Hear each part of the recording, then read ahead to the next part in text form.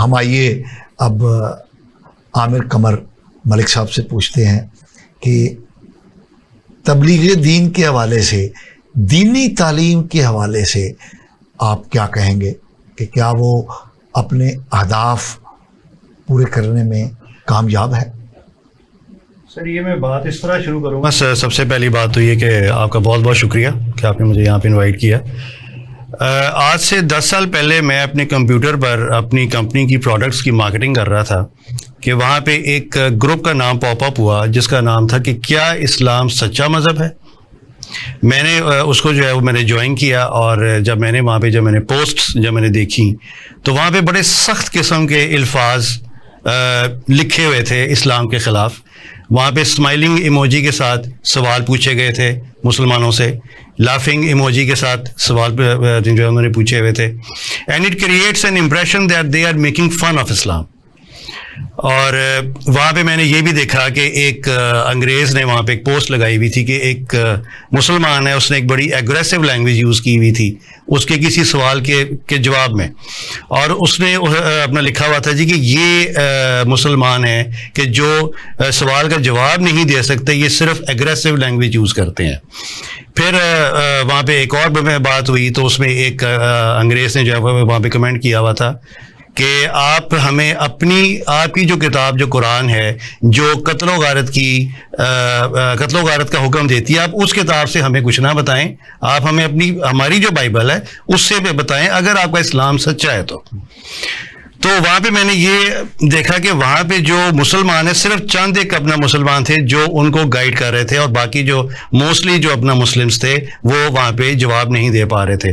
میں ان چیزوں کو دیکھ کر میرے اندر بھی جو ہے وہ خون کھولنا شروع ہو گیا کہ اور مجھے اس وقت شرمندگی بھی ہوئی کہ میں کسی بھی سوال کا جواب نہیں دے پا رہا، اب میں کیا کروں.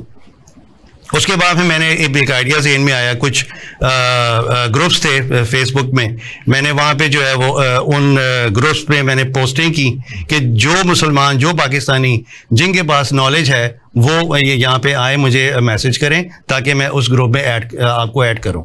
وہ جو گروپس تھے اس میں کوئی تقریباً 60,000 مسلمس تھے، پاکستانیز تھے، اور آپ کو سن کے یہ دیکھ کے بڑی آپ کو حیرانگی ہوگی کہ ایک مسلمان بھی آگے نہیں آیا. تو اللہ سے میں نے دعا کی کہ یا اللہ میں ان کے سوالوں کے جواب دینا چاہتا ہوں، یا اللہ میری مدد کر. تو میں ایک دن میں اپنی میرے والد صاحب کی ایک تھی لائبریری تھی، تو وہ میں بکس دیکھ رہا تھا تو اس میں مجھے ایک بک نظر آئی، the true religion of God. وہ میں نے کھولی تو اس میں بائبل کی آیات تھیں، قرآن کی آیات تھیں، اور مجھے یہ دیکھ کے بڑی حیرانگی ہوئی کہ وہ جو پوسٹیں تھیں اس میں اس کے 50% جو جواب تھے وہ اس بک میں تھے.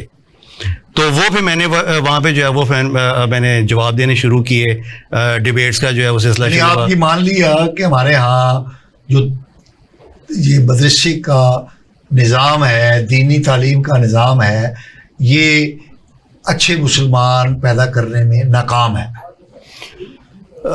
سر اس میں یہ کہوں گا کہ جو ہماری جو کتاب ہے قرآن، اس کو بس ہمیں یہ کانسیپٹ دیا گیا ہے کہ اس کو عربک، قرآن کی بات نہیں کر رہے جی، ہم وہ جو نظام ہے اس کی بات کر رہے ہیں جو قرآن کو جی بالکل. ایک کوالٹی ایجوکیشن جو ہے وہ نہیں دی جا رہی. ہمارے جو مسلمان ہیں ان کے پاس نالج نہیں ہے، وہ جواب دینے کی پوزیشن میں نہیں ہے. اور اس کا پھر میں جواب قرآن میں دیکھتا ہوں، سورہ الفرقان آیت نمبر 30 کہ رسول اللہ صلی اللہ علیہ وآلہ وسلم شکوہ کریں گے کہ میری امت نے قرآن پڑھنا چھوڑ رکھا تھا. دنیا میں سب سے زیادہ پڑھی جانے والی کتاب قرآن، دنیا میں سب سے زیادہ بغیر سمجھے پڑھی جانے والی کتاب قرآن. اب آپ اندازہ کر لیں کہ فیس بک پہ آئی ہوئی انفارمیشن، واٹس ایپ پہ آئی ہوئی انفارمیشن، ہم کوئی ناول پڑھ رہے ہیں، کوئی بک پڑھ رہے ہیں، وہ ہم سمجھ کے پڑھ رہے ہیں، مگر جب قرآن کی جب باری آتی ہے تو ہم اس کو سمجھ کر ہی نہیں پڑھتے. تو جب ہمارے پاس انفارمیشن نہیں ہوگی، نالج نہیں ہوگا، تو ہم ان کو جواب کیسے دیں گے؟ اوکے.